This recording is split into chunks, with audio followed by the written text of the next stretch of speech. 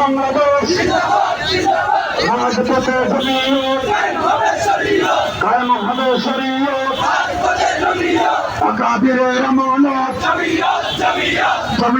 জমিয়ত আর ভাই আমাদের কোনো প্রতীক আছে কোন সে প্রতীক সবাই বড় একই সুরে একই আওয়াজ একই তালে